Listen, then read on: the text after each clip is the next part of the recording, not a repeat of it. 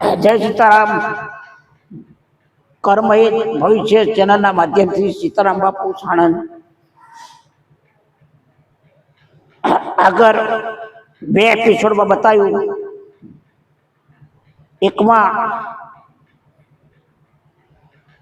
Hoare હાન અને વિશે ભાન, બીજા ટોપિકમાં બતાવ્યું સૂજ અને રોજ, અને આ ત્રીજો ટોપિક છે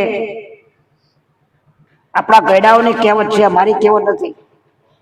તગારે, નગારે અને પગારે. તગારે એટલે તબકડું, નગારે એટલે ઢોલ, ને પગાર એટલે પગ ચૂકવવાના.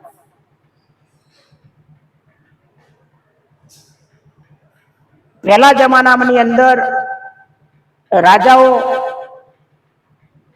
તગારે એટલે બાદશાહ પોતાના માટે રાજમહેલોની અંદર પોતાના માટે રાજમહેલો બનાવે, પોતાના વૈભવ શોખ માટે સરકારી તિજોરીના પૈસા વાપરે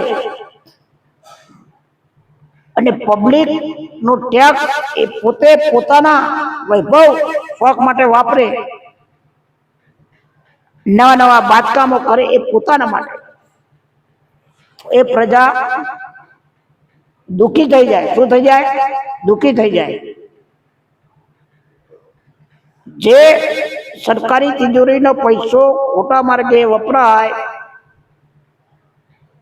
રાજા પોતાના માટે વાપરે તો પ્રજા દુખી થાય. એટલે તગારે. પછી આયા નગારા, ઢોલ. પેલા નાના નાના રાજ્યો હતા, એટલે વારે ઘડીએ એક રાજ્ય તાકાતવર થઈ જાય એટલે બીજા રાજ્યની અંદર બીજા રાજ્યને લઈ લેવા માટે યુદ્ધ થાય.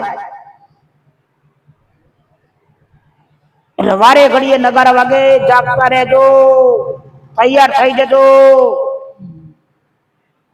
આ રાજ્યને સેના આપણી પર ચડાઈ હુમલો કરવાની છે, તો બધા તૈયાર થઈ જાઓ.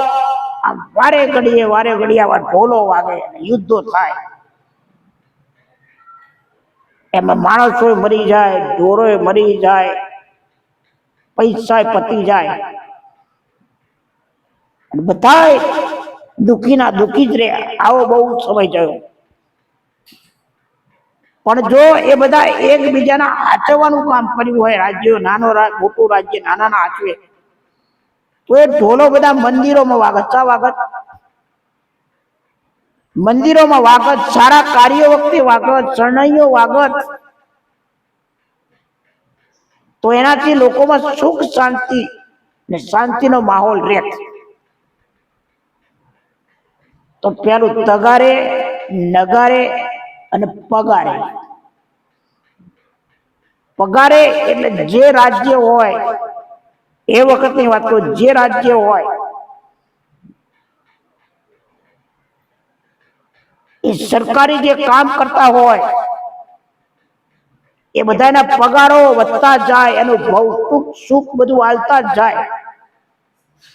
સરકાર દેશની પ્રજાનો પૈસો એ આ કર્મચારીઓ ઉપર સગવડો બધું આલે જ જાય. તો ટેક્સની પણ મર્યાદા હોય, પબ્લિક બધી પાયમાલ થઈ જાય.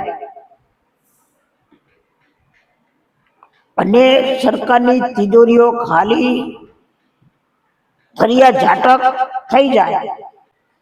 જેનો રાજા ઈમાનદાર,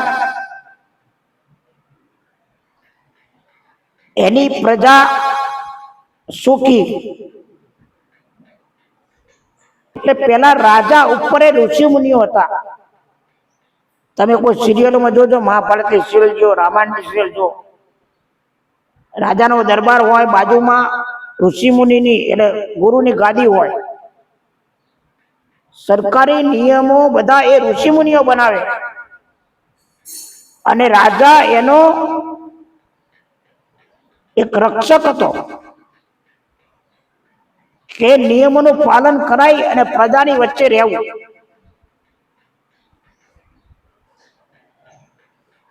તો હવે તો કળિયુગ આવ્યો, શું થશે? જય સીતારામ, જય સીતારામ.